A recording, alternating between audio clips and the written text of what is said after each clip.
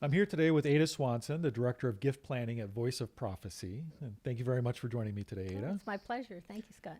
You were telling me earlier about a donor of yours who really loves her country, but also loves ministry and mission. Can you tell me a little bit more about her story? Absolutely. Dr. Linda's story begins 20 years ago when her mom had passed away and she inherited some money. Mm. And she didn't know what to do with this inheritance, so she bought a rental building. Okay. And there it sat for a while. Okay. But you were telling me how much she cared for her home country and for mission, and how was that all benefited through Well, let me this? tell you a little bit about her backstory. Okay. She was not born in the United States, but her parents sent her here for an education. Then she eventually ended up in England where she met her husband, Okay. a doctor. She now had a graduate degree. And the Lord brought her back to the Loma Linda area, where she not only found employment at the dental school as one of the teachers there, but she also found Jesus. She and her husband became Seventh-day Adventists. Amen. Mm. So she became a Seventh Day Adventist, and when she wanted to put this planned gift in place, she wanted to make sure that she was going to have this benefit the Lord's work, right? Absolutely. And so we set up this unit trust. The beneficiaries were not just the Voice of Prophecy, it was also her home country and Oh. the work that would be carried on through there. Okay, and Voice of Prophecy didn't mind Oh, not absolutely getting it all? not. Oh, absolutely not. Voice of Prophecy has been doing trusts and wills and annuities since 1949. Oh, wow. And we have distributed hundreds and thousands of dollars, not just to the ministry, but to other very worthy causes within the Adventist Church. Okay, well, that's fantastic. There is a lot of worthy organizations out there to Yes. support. Mhm. And it's nice to know that when you put one of these planned gifts in place, that it doesn't necessarily have to benefit just one organization. Absolutely not. And in fact, it's one of my greatest joys. And when I contacted you as representative of the World Church Mhm.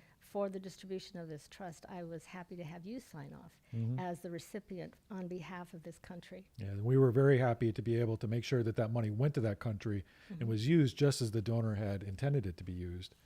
Now, was there anything unique about the way this charitable remainder trust was set up? Well, the unique thing is most of the time, the charitable remainder trusts are set up for the lifetime of the donor. Mm-hmm. In her case, she and her husband decided that a 20-year payout to themselves was sufficient, that they would then at that point terminate the unit trust and distribute the funds. So this, in all my years of experience, this is the only term unit trust that I have. Um, Yeah, that does sound unique. Instead of having to wait until someone passes away, correct. it ends at a certain period of time. They actually get to see how the gift is being used. And that's the marvelous thing. I personally went out to visit her in Boston. We went out to a very nice dinner, just her and I, and we had a marvelous time talking. My biggest concern, of course, was her well-being. Would she be able to meet her needs when the payments of this unit trust ceased? And she looked at me with those beautiful eyes, and she thought for just a split second, and she said, "I'll be okay. Amazing. You know, I'll be okay." And if you think of a $500,000, 8% payout annually, how many of us would say that? Yeah, that is taking quite a pay cut. And it is. But I imagine that the thought that this money was going to be used for spreading the gospel message of Jesus Christ was more than payment enough. Yes, and as we were talking over some egg rolls, uh, I, I reminded her that half was to go to her country, and she told me the story of how when she was in her country that she always had this pull away from her country's primary religion. And she was just so thankful to God that by the time she ended up in Loma Linda, she understood what that pull was.